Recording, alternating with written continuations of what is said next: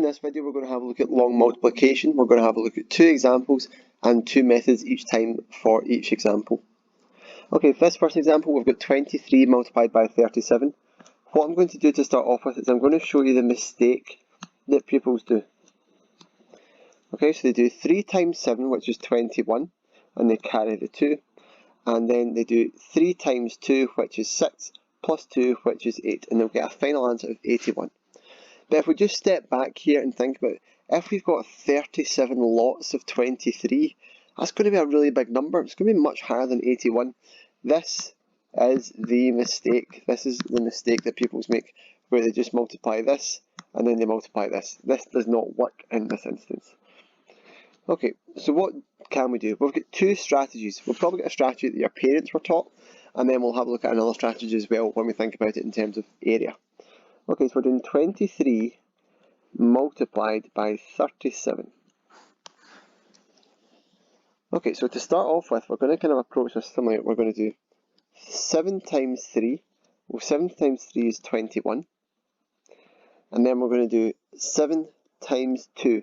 7 times 2 is 14. Then remember, we had to add on that 2 from the 21, which I've carried. So that's going to be 161. Oh, bless me. Okay. Okay, so now we've got to multiply it by this value here. But remember, this value doesn't represent 3. It represents 30. And see, if we multiply a number by 30 or 40 or 50, a whole number, it's going to end in a 0. Okay, so because I know that, because this 3 here represents 30, I know it's going to end in a 0. And then I go ahead, I do 3 times 3, which is 9. 3 times 2, which is 6. And once I've got those two values, I'm going to add them together. That's going to be 15, so I need to carry my 1. So my final answer is 851. Okay, I'll just talk through that a bit quicker. Okay, so 23 times 37. Okay, so 7 times 3 is 21. I need to make a 2. 7 2s are 14, plus 2 is 16. Okay, so it's 30 times 3, so that's going to end in a 0. 3 times 3 is 9. 3 times 2 is 6. Then we're going to add them. 15, carry my 1. 851. Okay, that was probably likely the way that your parents were taught. A new way that this problem is being taught is with the use of shape.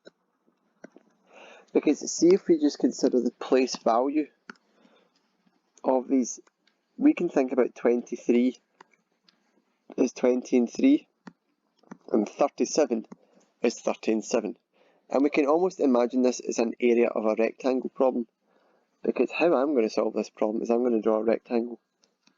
And along this left hand side here, I'm going to write 20 and I'm going to write 3 to stand for my 23. And up here I'm going to write 30 and 7 to stand for my 37. I'll just undo that. I don't want it to ink to table. I'm just going to divide this like so. Okay, and you'll see here I've just split up my 30 and 7 here, and my 20 and my 3 here. So I've got 4 sections. So see, if I want to work out what goes into here, all I'm going to do is I'm going to do 20 times 30. 20 times 30 is 600.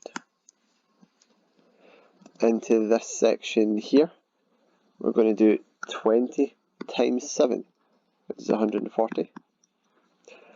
Into this section here, we're going to do 30 times 3, which is 90. And then in this guy here, we're going to do 3 times 7, which is 21. Then all we're going to do from there is we're just going to add them together. So we're going to do 600 plus 140 plus 90 plus 21. And if we add these together, we're going to get 1, 11, 15, carry the 1, 851. You'll maybe notice some similarities here. Notice that in this problem with the traditional method, we got 690, and you can see 690 here. Similarly, we had 161, and hopefully you can see 161 here. Okay, so there's two methods in how to do these problems. Okay, that was example 1, we'll look at example 2. 216 times 43, we'll do it the other way first, so we can think about this in the place value is 200, 10 and 6. And this guy can be 40 and 3. So we can imagine this problem is the area of a rectangle problem. So we'll draw a rectangle, something like that. Okay, so we'll split up into a place value, 200, 10 and 6, and then up here we're going to have 40 and 3. And this time you'll see that we've got 6 spaces that we need to fill in.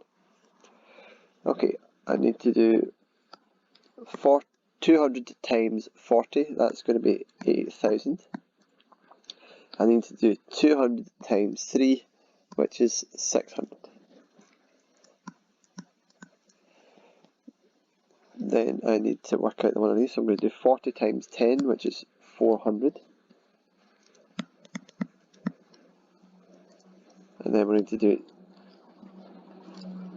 10 times 3, which is 30. Similarly at the bottom, to work out what we're doing here, we're going to do 40 times 6, which is 240, and then 6 times 3, which is 18. So to work out what this will come to, we're going to have 8,000 plus 600 plus 400 plus 240 plus 30 plus 18. And if we add these together, that's going to be 8. 1 and 3 is 4 plus 4 is 8. That's 12. Count the 1. 9,288. So we can think about it like an area.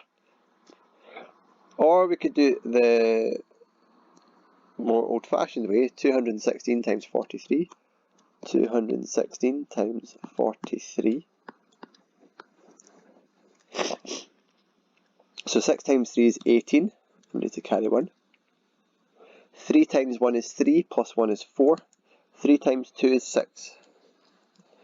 And then remember, this 4 here doesn't stand for 4, it stands for 40. And if I multiply something by 40, it's going to end with a 0. Then I'm going to do 4 times 6, which is 24. I need to carry my 2. 4 times 1 is 4 plus 2 is 6. Then 4 times 2 is 8. And then with these values, we can add them together. We'll get 882, carry the 1, 9288. Okay, it's the same math, just 2 different strategies for how you can have a go at it.